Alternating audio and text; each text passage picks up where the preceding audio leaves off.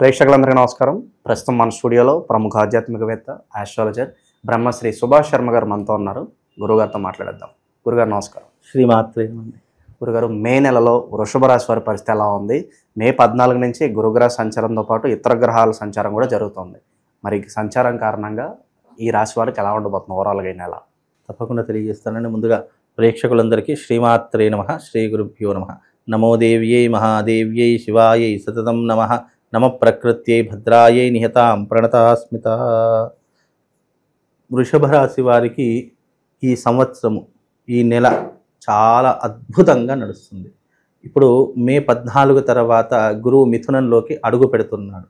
మిథునంలోకి అడుగుపెట్టిన మరుక్షణము వృషభ రాశి వారి యొక్క జీవితం టర్నింగ్ కాబోతుంది.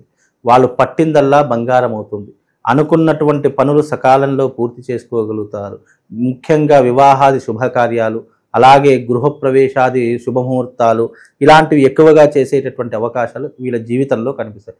ఎవరికైతే గృహయోగం లేదో, ఎవరికైతే వివాహం కాలేదో, ఈ సంవత్సరము రెండూ కూడా వాళ్ళ జీవితంలో జరిగేటటువంటి అవకాశాలు వృషభ రాశి వారికి కనిపిస్తున్నాయి.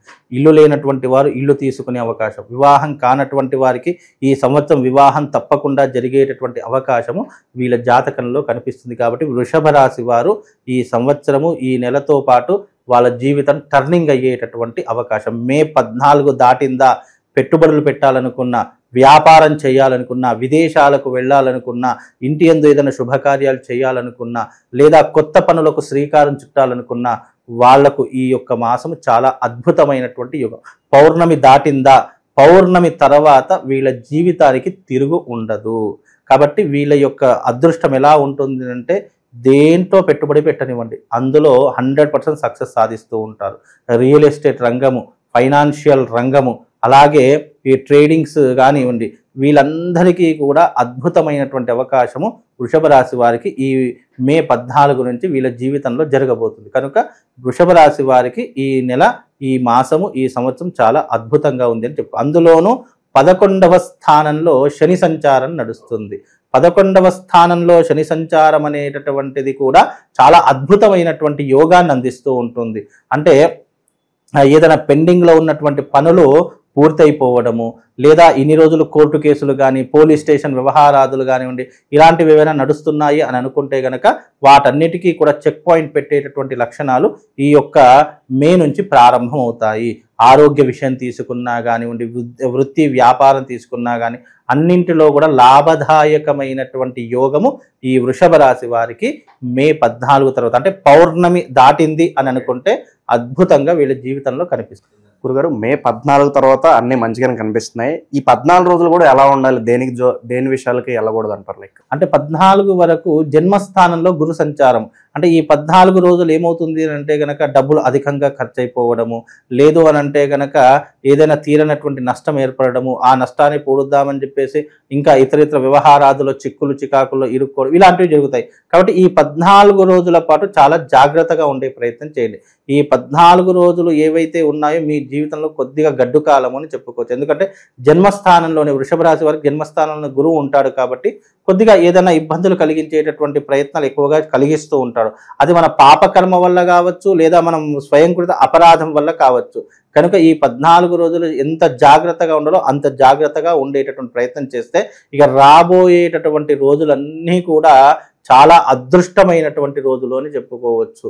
అంటే వీళ్ళ జీవితంలో ఏదైనా ఉన్నత శిఖరాలు అధిరోహించాలనుకున్నా, లేదా వాళ్ళు అనుకున్నటువంటి సంకల్పం నెరవేరాలనుకున్నా, ఇది చాలా కీలకమైనటువంటి రోజు అని చెప్పుకోవచ్చు. కాబట్టి ఈ 14 రోజులు స్థిమితంగా ఉండే ప్రయత్నం చేయండి. కోపానికి, ఆవేశానికి గురి కాకుండా చూసుకోండి. తొందరపాటు నిర్ణయాలు అస్సలు తీసుకోకండి. ఇతరుల విషయాల్లో అస్సలు కలుగజేసుకోకండి. ఎందుకంటే ఇతరుల విషయాల్లో కలుగజేసుకుంటే వాళ్ళ పాపం మనకు వస్తుంది, మన పుణ్యం వాళ్ళకు పోతుంది. కాబట్టి కొన్ని విషయాలు చాలా జాగ్రత్తగా ఉండే ప్రయత్నం చేయండి. వీలైనంత వరకు ఈ 14 రోజుల పాటు దైవ సాన్నిధ్యంలో గడిపే ప్రయత్నం చేయండి. సమయం దొరికిందా, దగ్గరలో ఉన్నటువంటి ఆలయానికి వెళ్ళండి, అక్కడ స్వామివారి యొక్క నామస్మరణ చేసుకోండి, లేదా మీ ఇంట్లో కూర్చుండి చక్కగా స్వామివారి యొక్క నామస్మరణ చేసుకోండి. దానివల్ల వీళ్ళకు శుభం లాభం కలుగుతుంది.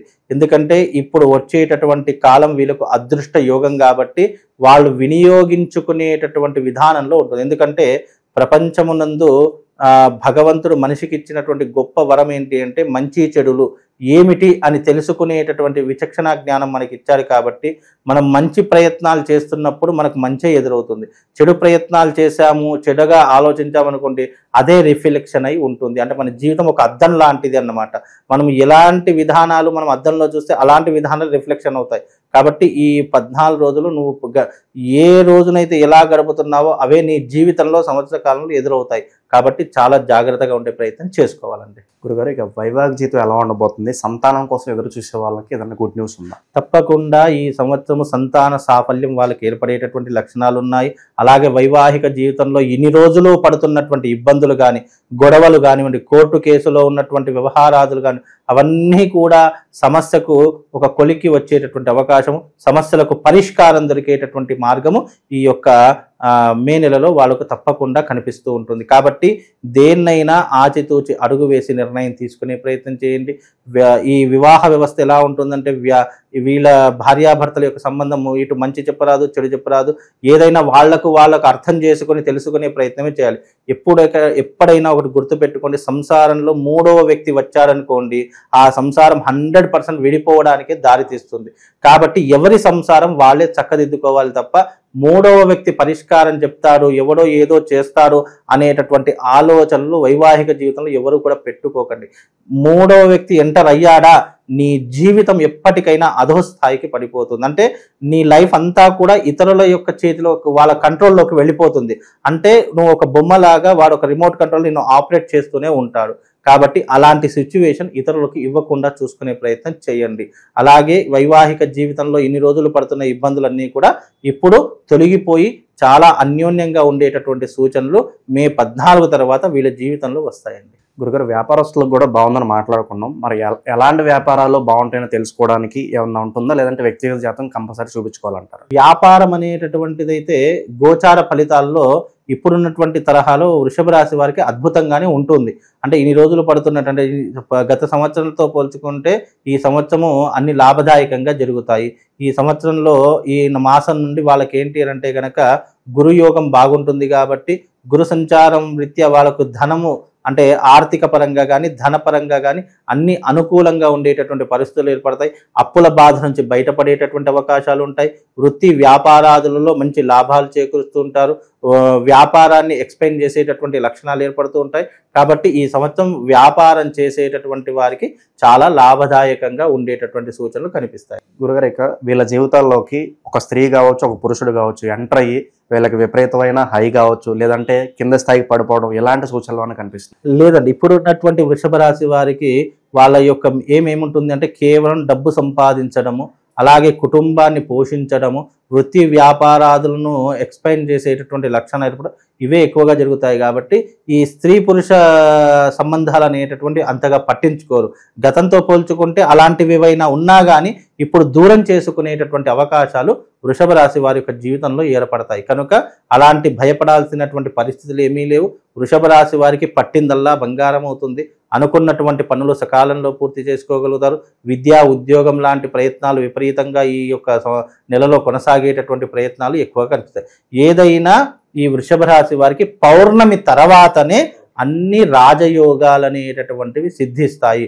చాలా మందికి తెలియనటువంటి విషయం, రాజయోగం సిద్ధిస్తుంది అని అంటే ప్రయత్నపూర్వకంగా మనిషి తాను పెట్టవలసినటువంటి ఎఫెక్ట్స్ పెడితేనే రాజయోగం అనేటువంటి సిద్ధిస్తుంది. కాబట్టి గోచార ఫలితాల్లో నా జాతకం అద్భుతంగా ఉంది, ఇక నేను ఏం చేసినా కూడా చెల్లుతుంది అనేటటువంటి అపోహలో మాత్రము, మూఢనమ్మకంలో మాత్రం ఎవరూ కూడా ఉండకండి. ఎందుకంటే జాతకం బాగుంది అని అన్నప్పుడు మానవ ప్రయత్నంగా మనం ప్రయత్నపూర్వకంగా ఏ పని చేసినా కూడా అందులో దైవిక సహకారం అనేటటువంటిది మాత్రం దొరుకుతుంది. కాబట్టి మీరు మానవ ప్రయత్నం చేస్తూనే ఉండాలి. అలా కాదని చెప్పి ఈ సంవత్సరం జాతకం బాగుంది, నేను దాంట్లో డబ్బు పెడతాను, దీంట్లో డబ్బు పెడతాను, నేను ఏ పని చేయను అంటే మాత్రం కుదరదు. కష్టంలోనే భగవంతుడు కొలువై ఉంటాడు. కాబట్టి జీవితంలో వృషభ రాశి వారికి మానవ ప్రయత్నంగా మనం అన్ని విధానాలు చేకూరుస్తూ భగవంతుని యొక్క సహకారాన్ని పొందాలే తప్ప మనం ఏం చేయకుండా ఉండాలి అనేటటువంటి ఆలోచన ఎవరు కూడా పెట్టుకోకండి. అందులోనూ బాగుంది అని అనుకున్నప్పుడు మీ తెలివితేటలకు పదును పెట్టాలి. మీరు పెట్టేటటువంటి ప్రతి ఇన్వెస్ట్మెంట్ ఇది నాకు సహకరిస్తుందా లేదా అనేటటువంటి అంచనా వేసుకునేటటువంటి విచక్షణ జ్ఞానం ఉండాలి. అలాగే మీరు డబ్బు పెట్టేటటువంటి ప్రతి లావాదేవీల విషయాలలో 10 మంది సలహాలు సూచనలు పాటించాలి. గర్వానికి పోయారా మీ యొక్క అహంకారం భగవంతుడే దించుతారు. కాబట్టి ఎప్పుడు కూడా గర్వానికి వెళ్ళకండి. బాగుంది అని అనుకున్నప్పుడు దానికి 10 మంది సలహాలు సూచనలు పాటించి దానికి అయ్యేటటువంటి విధానాలు మీరు అనుసరించి వెళితే వృషభ రాశి వారికి పట్టిందల్లా బంగారం అవుతుంది. ఇది చాలా జాగ్రత్తగా గుర్తుపెట్టారు. గురుగారు, దూర ప్రయాణాలు చేసేవారికి ఏదన్నా సూచన ఉందా? అవి బాగా కలిసి వస్తాయి అంటారు, లేదంటే అవాయిడ్ చేయడమే బెటర్ అంటారు? దూర ప్రయాణాలు చేసేటటువంటి వారికి ఎలాంటి ఇబ్బందులు లేవు. దూర ప్రయాణాలు చేస్తున్నారు అని అంటే కనుక కలిసి వచ్చేటటువంటి అవకాశం ఉంటేనే సుదూర ప్రాంతాలకు వెళ్ళేటటువంటి లక్షణాలు వీళ్ళకి కనిపిస్తాయి. అందులోనూ వృషభ రాశి వారికి ఈ సంవత్సరము అద్భుత యోగము వాళ్ళ జీవితంలో వరించేటటువంటి అవకాశం ఉంటుంది. కాబట్టి వీళ్ళకు అన్ని రంగాలలో విజయమే చేకూరుతూ ఉంటుంది. పెద్ద చెప్పుకోదగ్గటువంటి ఇబ్బందులు అయితే వీళ్ళ జాతకంలో కనిపించడం లేదు.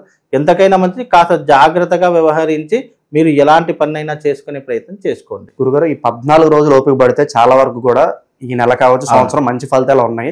సో దీనివల్ల పక్క వాళ్ళ చూపు కావచ్చు, నరఘోష, నరదిష్టి ఇవన్నీ ఎక్కువైపోతూ ఉంటాయి. మరి దీని పరిష్కారం ఏంటంటారు వీళ్ళకి? చాలా మంచిగా చెప్పారండి. ఎందుకంటే ఒక మనిషి ఎదుగుతున్నాడు అని అంటే తప్పకుండా మీరు అన్నట్టు నరఘోష, నరపీడ ఇవి రెండూ కూడా మనిషిని వెంటాడుతూ ఉంటాయి.